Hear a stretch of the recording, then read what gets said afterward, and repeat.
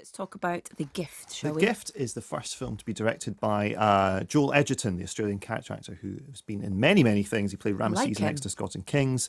He was Tom Hardy's brother in Warrior, as we were talking about earlier. Now, He wrote The Rover as well. he wrote The Rover. I remember being very surprised when I heard that he'd written The Rover, but not half as surprised as I was when I saw his name pop up as the director on The Gift.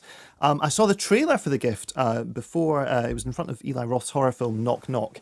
And it seems to be selling you a very kind of specific type of stalker-based, harking back to those glossy 1990s stalker thrillers like Fatal Attraction, like Pacific Heights, in which you have this, tight family unit being infiltrated by some eerie outsider. So there's a kind of very obviously rich and attractive couple called Robin and Simon, played by Rebecca Hall and Jason Bateman, who move back to LA. And almost as soon as they arrive there, they reconnect with an old school friend of Simon's called Gordo, who was known in his school days as Gordo the Weirdo, and he's been played by Joel Edgerton. Now, Gordo is oddly keen to befriend Robin and Simon. He keeps popping up during the day, normally while Simon's out at work or while they're both out at work. And then he leaves a series of progressively strange gifts on their doorstep. And here is the couple's reaction to finding one of them. Gordo? Did he just leave us here? Yeah, I think he did. Is his car? He's leaving us alone? In his house, he doesn't even know us. Yeah, well, What? Maybe it's an emergency. Well, he did say it was an urgent work thing. What is it that he even does?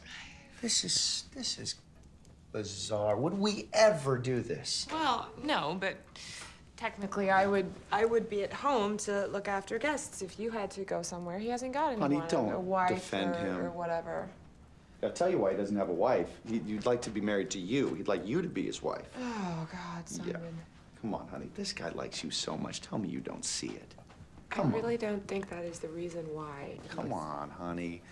Why all the drop-ins and the stop-bys only when you're home alone? Look at this thing. Good I Lord. think you're slightly exaggerating. I think he's obsessed with you, honey. I'm thinking Pacific Heights. Yeah, exactly, and that's what you're supposed to think. Now, as I say, this is all in the trailer that I originally saw. I was braced for a certain type of film. What is so clever about The Gift, and what the way in which it kind of keeps you on your toes, is that it uses your knowledge of how thrillers work, and it's subconscious knowledge. It's not even stuff that you necessarily know, but just the way in which characters are dressed, or the social background, or the way that the angles from which they're shot by the camera. It uses your kind of the fact that we're used to these conventions to turn things on their head. Now, it's not as simple as Gordo being a nice person and the couple being horrible, but it's much more kind of ambiguous than it first looks. It's been produced by a guy called Jason Blum, who started up a production house called Blumhouse Productions about 15 years ago, I think. And they have really been a major force in Hollywood of rolling back from the torture porn era and moving back. I mean, Insidious was theirs, a sinister film, Paranormal Activity. So it's a different type of, looking slightly further back in horror's heritage in order to try something new again. But what's clever about The Gift is it goes a step further. So you have this stuff where the house that they move into, the couple, is enormous glass-panelled walls, huge windows. Now, we're used to, in a horror movie or a thriller, those are the windows that people are seen looking into, right? Yeah. The camera is kind of hovering, leaving this massive, vast expanse of clear glass in the dark night sky. Suddenly there's a face at the window. So that's what you're expecting. What The Gift kind of suggests, it's very, very difficult to describe this without giving me a spoiler, but Don't! As well as looking into a house like that, windows are two-way things. They're about looking out. They're about projecting a certain image of your own life that might not necessarily be true. Why have this couple moved to LA? Why are they there? Why have they bought this kind of ostentatiously lovely house?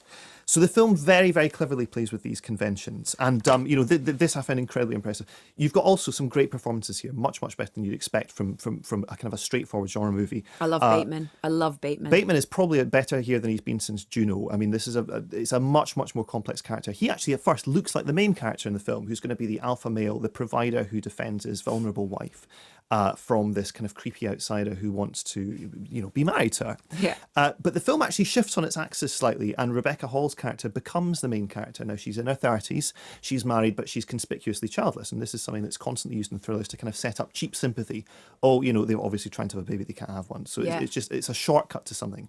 But there's much, much, much more to this than that. And Rebecca Hall is able to do this kind of really intricate psychological scalpel work on this character. Great. And really kind of enthrall you. And, you know, why is she in this situation? And what does it say about her? And what does it say about her relationship with her husband?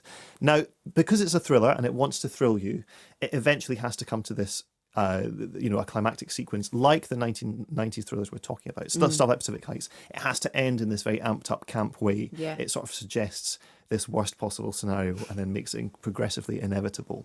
And so it has that kind of fun ending. But the suspense and the uncertainty of the earlier sequences does stay with you, and it does send you out of the cinema thinking about these kind of preconceptions and the way in which it's overturned. I think for this to be a first, you know, a debut film, it's much, much, much more accomplished than you would ever expect. I think it's seriously impressive.